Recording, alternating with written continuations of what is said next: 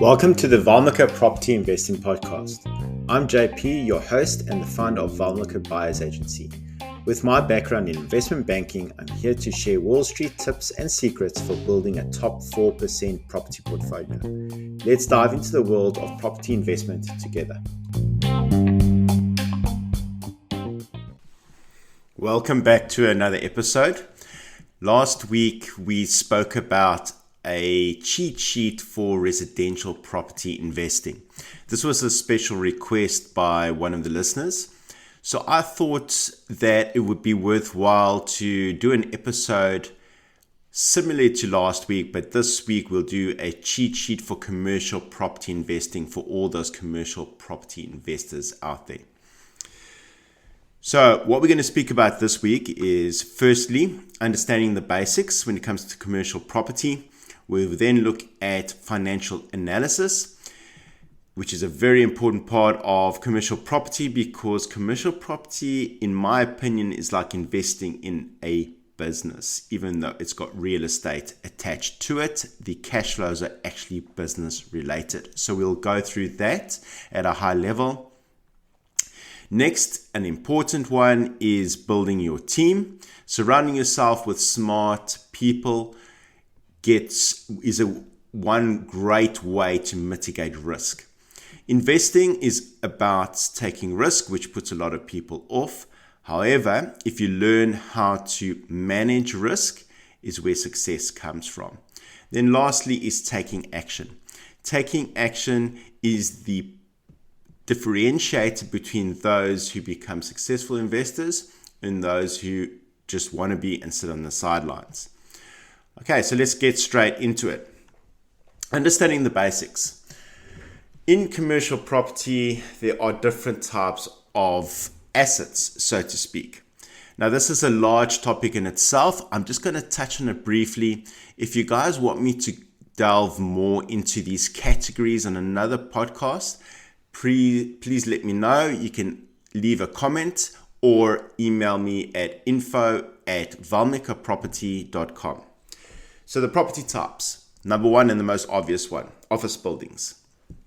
So that includes high-rise towers, suburban office parks.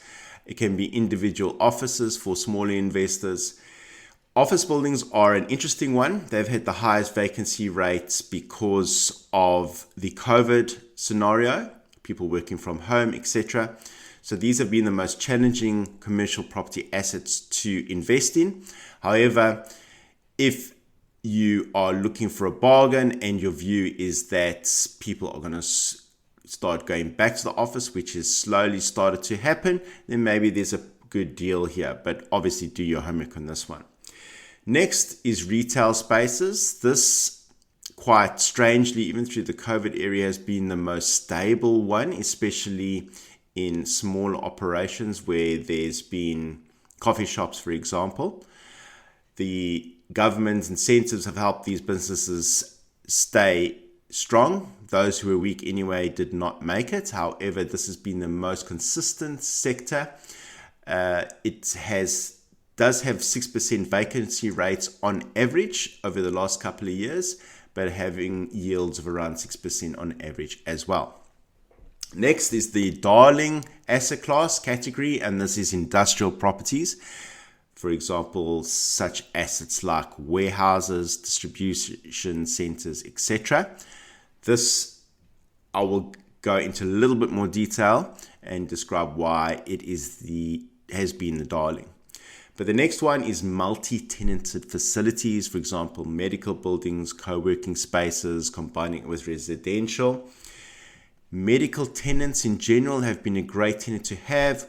Also, the fast chain food sector with regards to having multi-tenanted in buildings as well have been very successful, and yields have been good and consistent on this one. So another topic under the header of under the basics is your market analysis. Market analysis is very important. So let's take the industrial sector, for example. Industrial sector has seen the strongest rental growth, and this is due to high demand for logistics space and the limited availability of these assets. So when you carry out your market analysis, it's always important to look for markets with low vacancy rates, typically below 5%. And in fact, industrial assets, as an example on this market analysis, has had a vacancy rate of around 0.8%. This is the lowest in the developed world, and as a result has been the strongest performing assets. Obviously, location is very important when it comes to any property, and especially commercial property. So prime locations near major transport hubs with good access and visibility tend to command higher rents and attract stronger tenants. Moving on to the next header, financial analysis. So what are the key metrics we look at on a nutshell when it comes to commercial property? Commercial property is all about business sector. So the tenant that's in your asset is what drives the asset. So if you attract businesses with a strong economic outlook and strong growth outlook, your commercial property will be in demand and the returns on it will be really good. So what are the key metrics we look at when we invest in commercial property? The first one is cap rates. That's the most important one. The cap rate stands for capitalization rate, and this is the ratio, which is the annual net operating income, which we'll describe next, divided by the property value. So it indicates a potential return on investment. When you are entering a property, the higher the cap rate suggests a better deal. When you're selling, the lower the cap rate that you can sell at will give you the best economic uplift. If you want me to explain that in greater detail, please leave a comment below or email me. Next is cash flow. So cash flow, commercial property, treated like a business. So positive cash flow means your property generates income after all expenses are paid. That's generally what attracts people to commercial property.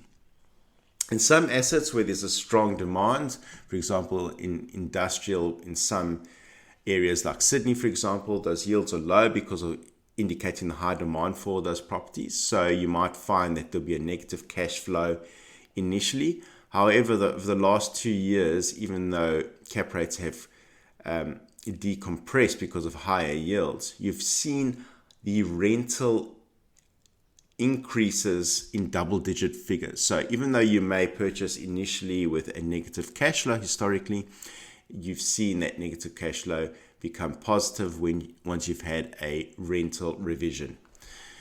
Next is net operating income, and this is your property's income minus the operating expenses. So these three areas under key metrics are very important when analyzing a commercial property. Now, because commercial property is all about cash flow, it's important to understand leases. So you get gross leases, which the name implies, the tenant pays you a fixed monthly rent. And from those proceeds, you need to cover the property taxes, insurance, all the outgoings, property management fees, etc. But most leases that I'm seeing nowadays are net leases. So this is where the landlord pays some of the operating expenses, but in most cases, the outgoings are, and plus GST is paid by the tenant. Whereas if you get a triple net lease, here the tenant pays not only the outgoings, but also the land tax and the property management fees. So those are good leases to look out for. And of course, in financial analysis, due diligence, as always, is the most important thing. So don't skip crucial steps like property inspections, reviewing financial records for the past 3 to 5 years, and consulting with a solicitor to ensure the property is free of legal issues. Now, most of the clients that we have got their own businesses. They don't have time to do everything themselves. They're not experts in everything. So it's important to build your team around you. If you've got a solid team around you, then you can mitigate the risk in your investment quite substantially. So it starts off with utilizing a very good buyer's agent. having relationships with sellers agents so that you get access to better stock, and you understand and they understand the market trends and the negotiation. So it's always good to have a strong, well-respected buyer's agent on your side. Next is property management expertise. If you are going to purchase a investment property such as a commercial asset and you're thinking of managing the property on your own, just remember you are dealing with businesses within that asset and probably multiple different businesses because you might have multiple tenants. So it's very time consuming. And also there are certain legalities when it comes to dealing with tenants, and we highly recommend putting those onto the experts. It's worth the cost, and you may find that you may have a lease that covers these expenses for you. Next is legal and tax considerations. So consult with a lawyer specializing in real estate to ensure a smooth transaction, and with a tax advisor to understand tax implications of commercial property ownership. We take a lot of we put a lot of emphasis in putting your investment properties into a entity structure, entities that can improve your tax benefits and also a good legal protection when it comes to your personal assets as well. The last topic is the most important one, because without taking action, you're not going to invest in a property and you're not going to get your financial freedom. There are ways to encourage yourself to take action. Taking action is all about confidence. How do you build the confidence in putting your hard-earned money into purchasing a commercial asset? Number one, developing your investment strategy. Define your goals. For example, do you want steady income, capital appreciation? Understand your risk tolerance. Are you comfortable with potential vacancies? How are you going to plan for when those vacancies happen, which they do happen? And this will guide your property selection. Once you've done your homework and you have done your research, it gives you confidence. That confidence will give you the ability to mitigate risk. And it's that risk that enables you to, that risk management confidence that will give you the ability to take action. One of the other factors to build your confidence is building a strong budget. So you'll have financing options that include commercial mortgages and private lenders, for example. And you must include factors like closing costs, renovation needs, and ongoing maintenance expenses. Always plan, have a buffer in your budget for those unforeseen costs that may happen. Vacancy rates are a good indicator. So when you are doing your financial analysis and you can see from the past tenancies in that asset, when there's been vacancies, you can apply what we call a factor of safety to that. So for example, if there's been a vacancy of 1%, then we apply a factor of safety to that of threefold, and we make sure that we've got threefold that vacancy factor in cash at least, depending on the asset. It obviously changes by the assets. And then lastly, patience and long-term vision. Commercial properties are typically held for a longer period, so 5 to 10 years or more, and this is to maximize your returns. So patience is key for building wealth through commercial real estate. I hope this was informative and it was worth your while to listen to. If you've got any other topics you would like me to discuss, as mentioned at the beginning of the podcast, please don't hesitate to reach out to me at info@valmikaproperty.com or leave a comment below. I look forward to seeing you in the next one.